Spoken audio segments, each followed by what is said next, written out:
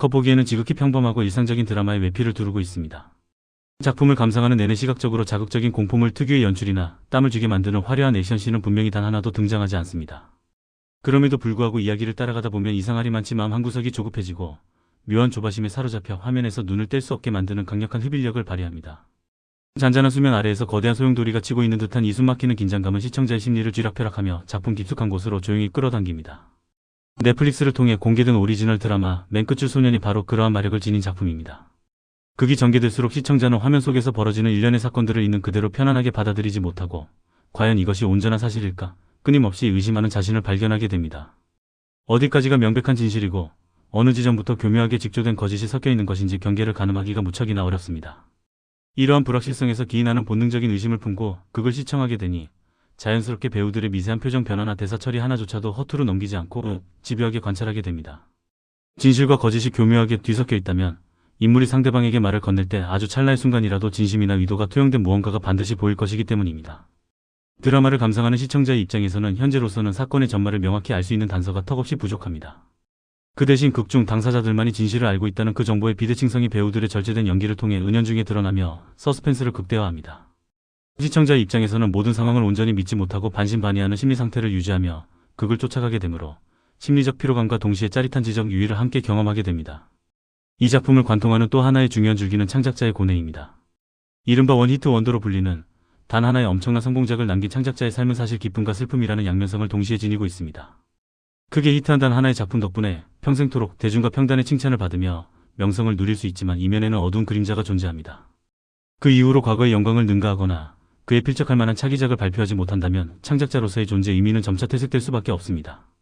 하물며 세월이 흘러 더 이상 어떠한 작품 자체를 만들어내지 못하는 메마른 상태에 이르렀다면 그 내면에는 타인은 짐작조차 할 수 없는 엄청난 자괴감과 패배감이 깊게 뿌리내리게 됩니다.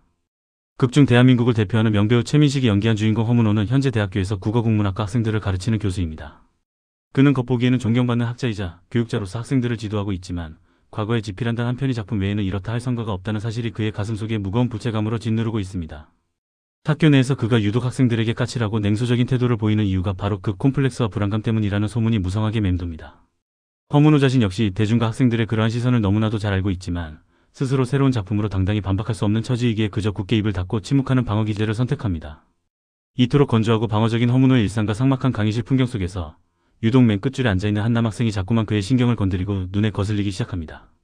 이 학생은 감히 교수의 권위에 도전하듯 당돌하게도 허문호가 강의 중에 설명한 내용이 잘못되었다고 공개적으로 지적할 정도로 범상치 않은 인물입니다. 더욱 놀라운 것은 이 학생이 국어국문학 전공자가 아님에도 불구하고 자발적으로 수업에 참여하고 있으며 그가 제출한 과제의 수준이 허문호의 시선을 단숨에 사로잡을 만큼 압도적이라는 사실입니다. 학생이 써내려간 스토리가 너무나도 흥미진진하고 매력적이어서 교수인 허문호조차 다음 내용이 궁금해 견딜 수 없는 지경에 이르자 결국 그 학생을 개인적으로 연구실로 부르게 됩니다. 허문호는 학생의 재능을 끌어내고 그 뒷이야기를 읽고 싶은 개인적인 욕망에 이끌려 본격적으로 1대1 개인 수업을 해줄 테니 과제로 제출했던 그 글의 연장선을 계속해서 집필해 오라는 은밀한 제안을 건넵니다. 충무로에 떠오르는 샛별 최현욱이 연기한 이 미스터리한 학생 이강이 과제로 써내려간 내용은 다름 아닌 자신의 내밀하고 실제적인 개인 경험담이었습니다. 여기서 극의 서사를 더욱 풍성하게 만드는 또 다른 축이 등장하는데 바로 명배우 허준호가 연기한 김수훈이라는 인물입니다. 김수훈은 허문호의 오랜 라이벌이자 과거의 연적이기도 한데 창작의 고통 속에서 메말라버린 허문호와는 대조적으로 꾸준히 활발하게 작품 활동을 이어가며 문단과 대중의 찬사를 동시에 받고 있는 성공한 작가로 그려집니다. 학생 이강이 과제를 통해 힘주어 써내려간 이야기의 핵심은 자신의 잃어버린 엄마를 찾아 나선다는 지극히 개인적이고도 애달픈 내용이었습니다.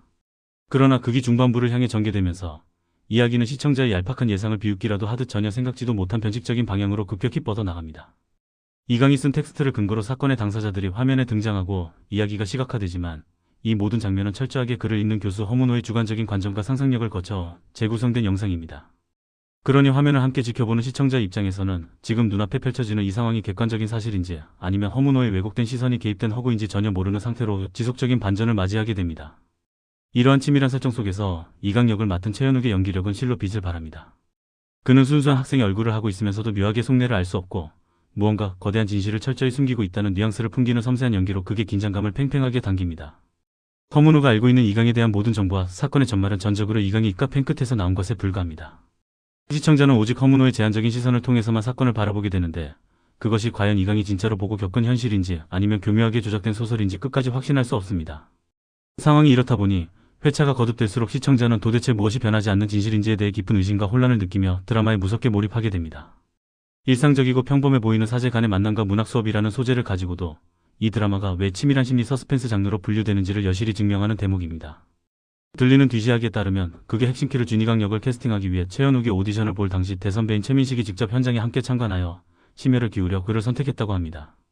한국 영화계의 거목인 최민식의 매서운 안목은 역시나 정확했습니다. 최현욱은 압도적인 카리스마를 뿜어내는 대선배 앞에서도 전혀 주눅들지 않고 자신만의 페이스를 유지하며 팽팽한 연기 텐션을 만들어냈습니다. 과연 진실과 거짓의 촘촘한 미로 끝에서 마지막에 드러날 충격적인 진실은 무엇일지 단 한순간도 눈을 뗄 수 없게 만드는 이 명품 드라마를 반드시 끝까지 시청해야 할 완벽한 이유입니다.